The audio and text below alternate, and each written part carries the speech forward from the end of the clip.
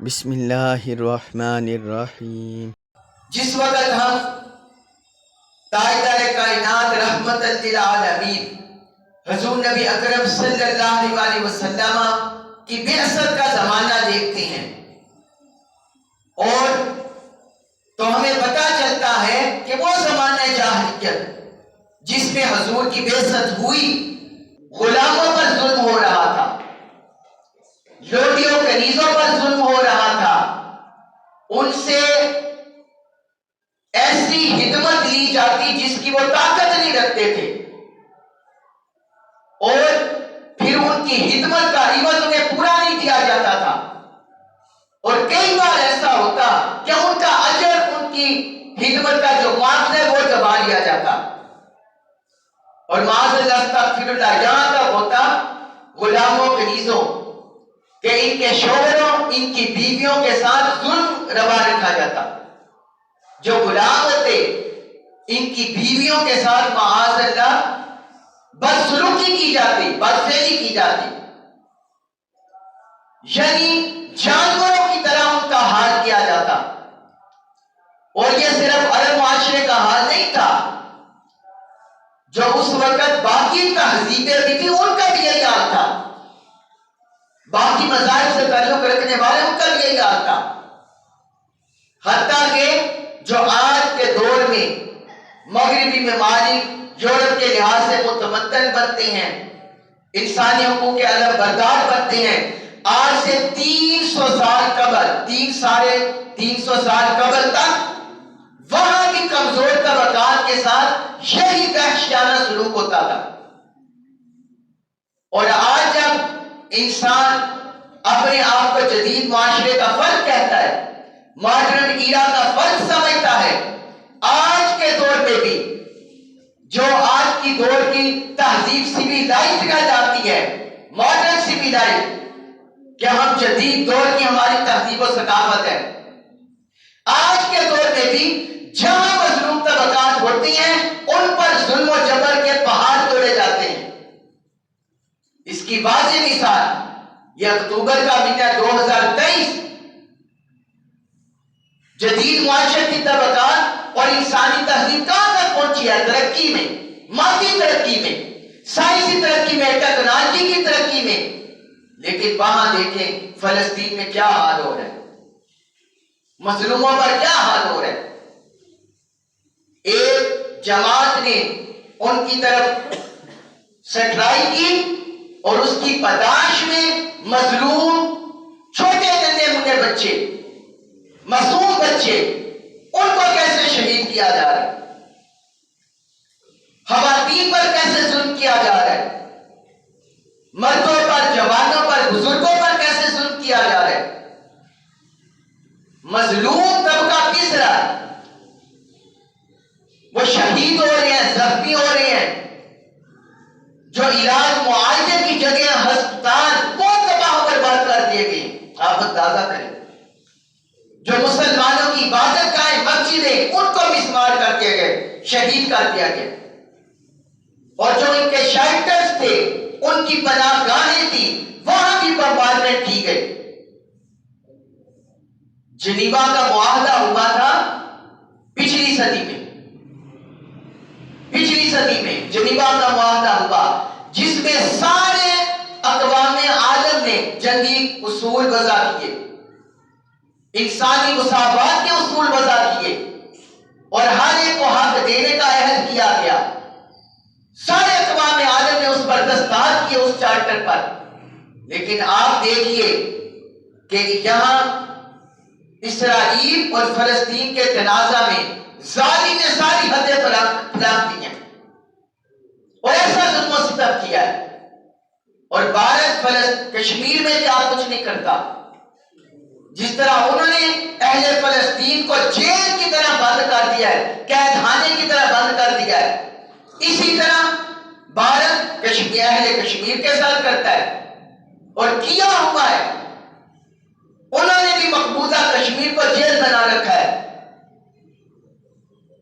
تو یہ کیا ہے؟ یہ مظلوم طبقات پر ظلم ہے، کمزوروں پر ظلم ہے، ضعیفوں پر ظلم ہے۔ اس ظلم نکالا؟ یہ ظلم و جبر کی گٹا ٹوپ اندھیریوں میں تاریکیوں میں روشنی کس نے دکھائی؟ اپنی تعلیمات سے، اپنے اسوہ سے، اپنے حسن عمل سے، اپنے حسن کردار سے، اپنے خلق عظیم سے۔ وہ ہستی، وہ ذات ہمارے اور آپ کے آقا و مولا سیدنا و مولانا محمد مصطفیٰ صلی اللہ علیہ وسلم حضور کی ذات اقدس ہے کہ حضور نے اپنی تعلیمات سے اور اپنے عمل سے ان سارے پسے ہوئے طبقات کو اٹھا دیا، بلند کر دیا۔ جو ان کے معاشرتی حقوق ہیں، ہر طبقے کے معاشرتی حقوق، سماجی حقوق، تہذیبی حقوق، عمرانی حقوق، حضور نے ہر طبقے کو ان حقوق سے روشناس کروا دیا۔ آقا علیہ السلام نے روشناس کروا دیا اور بتایا کہ یہ جتنے بھی معاشرے میں پسے ہوئے طبقات ہیں، صدیوں سے چلے آ رہے ہیں، غلام ہیں، مزدور ہیں، محکوم ہیں، بیوہ بیوگان ہیں، یتیم ہیں، خدام ہیں، ان کے کیا کیا حقوق ہیں؟ آقا علیہ السلام نے اس پر تعلیمات دی اور اپنا عمل کر کے دکھایا، اپنا اسوہ حسنہ حضور نے ہمیں دکھایا۔ اس لیے تو اللہ رب العزت نے فرمایا لَقَدْ كَانَ لَكُمْ فِي رَسُولِ اللَّهِ أُسْوَةٌ حَسَنَةٌ کہ تمہارے لیے رسول اللہ صلی اللہ علیہ وسلم کی حیات طیبہ میں بہترین نمونہ ہے کہ تم میرے رسول کی حیات طیبہ پر، سیرت پر غور کرو، تمہیں اس معاشرے میں بسنے والے ہر طبقے کے حقوق نظر آئیں گے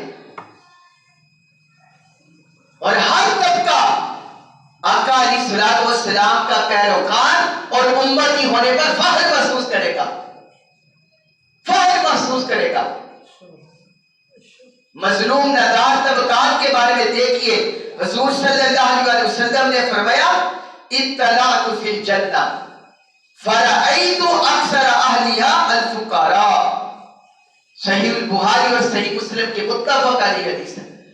حضور نے فرمایا میں نے جنت میں دیکھا، جنت کو جانتا، جنت کا مشاہدہ کیا، تو میں نے جنت میں جانے والے کثرت سے جو لوگ دیکھے وہ فقیر اور غریب تھے، فقیر، غریب، نادار، محتاج۔ حضور نے فرمایا ان اکثر لوگوں کو میں نے اہل جنت میں پایا، جنت میں دیکھا، یعنی حضور نے انہیں جنت کا وارث ذکر کیا۔ حضرت ابو ہریرہ رضی اللہ عنہ سے مروی حدیث ہے، وہ بیان کرتی ہیں، یہ بھی صحیح البخاری اور صحیح مسلم کے متفق علیہ حدیث ہے۔ وہ بیان کرتی ہیں کہ ایک خاتون، سیاہ رنگ کی خاتون، جس کا رنگ سیاہ تھا، وہ مسجد کی خدمت کیا کرتی تھی، مسجد کی خدمت کار تھی، خدمت کیا کرتی تھی۔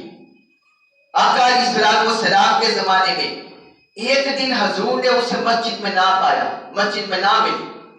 حضور نے پوچھا وہ عورت کدھر گئی ہے؟ صحابہ کرام نے عرض کیا یا رسول اللہ وہ تو وفات پا گئی ہے۔ فرمایا تم نے مجھے بتایا کیوں نہیں؟ عرض کرنے لگے یا رسول اللہ کیونکہ وہ رات کو فوت ہوئی تھی تو ہم نے آپ کو تکلیف دینا مناسب نہیں سمجھا۔ صحابی بیان کرتے ہیں اس روایت میں کہ گویا انہوں نے سمجھا کہ اس کا وہ نچلا طبقہ ہے، وہ حاجمہ تھی تو حضور کو بتانے کی ضرورت نہیں، انہوں نے اس کی قدر نہ جانی لوگوں نے، تو انہوں نے کہا حضور ہم نے آپ کو مناسب نہیں سمجھا، آرام سے بیدار کرنا۔ حضور نے فرمایا دلونی علی قبرہ فتلوہ فصلی علیہا، فرمایا مجھے اس کی قبر پر لے چلو۔ سبحان اللہ، آپ دیکھیں خادمہ، مسجد کی خادمہ، آقا کا اسوہ حسنہ دیکھیں، فرمایا مجھے اس کی قبر پر لے چلو۔ حضور اس کی قبر پر تشریف لے کے وہاں جا کر نماز جنازہ پڑھی۔ نماز جنازہ پڑھی. پھر حضور نے فرمایا ان هذه القبور مملوءة ظلما على اهلها وان الله يرفعها لهم بالصلاة عليهم. فرمایا یہ جو قبریں ہیں یہ ظلمات طریقوں سے بھری ہوئی ہے، اس میں اندھیریاں ہیں، اس میں تاریکی ہے، اس میں ظلمات ہے. اللہ تعالیٰ کوئی بھی فوت ہو جاتا ہے، جب میں اس پر نماز جنازہ پڑھتا ہوں، میرے نماز جنازہ پڑھنے کی وجہ سے اللہ تعالیٰ ان قبور کو منور فرما دیتا ہے. اب حضور کا عمل مبارک دیکھیں. ہمارے معاشرے میں اگر کوئی غریب فوت ہو جائے، کوئی کمزور فوت ہو جائے، کوئی پسماندہ طبقات سے تعلق رکھنے والا فوت ہو جائے، ہم اس کی قدر نہیں کرتے. ہم اس کے جنازے میں جیسے کوئی اعلیٰ منصب والا فوت ہو، اس کے جنازے میں بھاگتے چلے جاتے ہیں، یہاں نہیں جاتے کہ یہ غریب ہے، یہ کمزور ہے، یہ محتاج تھا. تو ہمارا عمل حضور کے عمل کے مطابق ہوا؟ نہیں. ہمارا عمل حضور کے عمل کے مخالف ہوا، متضاد ہوا. حضور نے باقاعدہ پوچھا اور باقاعدہ اس کی قبر کا پوچھ کر حضور اس کی قبر پر تشریف لے گئے. یہ ہے حضور کا اسوہ حسنہ، یہ ہے حضور کا اسوہ حسنہ. پھر حضرت مصعب بن سعد کہتے ہیں، وہ کہتے ہیں حضرت سعد رضی اللہ عنہ نے، ان کے دل میں خیال آیا کہ جتنے بھی لوگ ہیں مالی لحاظ سے مجھے ان پر فضیلت حاصل ہے، کیونکہ حضرت سعد رضی اللہ عنہ مالدار تھے. ان کے دل میں اچانک ایک خیال پیدا ہوا. تو حضور صلی اللہ علیہ وسلم کو جب علم ہوا، حضور نے فرمایا هل تنصرون وترزقون الا بدعائكم. صحیح البخاری میں حدیث ہے. فرمایا سارے لوگوں سے خطاب کیا، فرمایا اپنے دلوں سے یہ بات نکال دو کہ کہیں تمہاری کوئی یہ محنت کی وجہ سے، جد و جہد کی وجہ سے، مادی اسباب کی وجہ سے کوئی تمہیں رزق دیا جاتا ہے یا تمہارے مال میں فراہی ہوتی ہے، وسعت ہوتی ہے. فرمایا سنو هل تنصرون وترزقون الا بدعائكم. تم میں سے ہر ایک کو جو رزق میں وسعت دی جاتی ہے اور جو تمہارے معاملات میں تمہاری مدد کی جاتی ہے، اس وجہ سے کہ تم کمزوروں کی مدد کرتے ہو. تمہارے کمزوروں کی وجہ سے جو تمہارے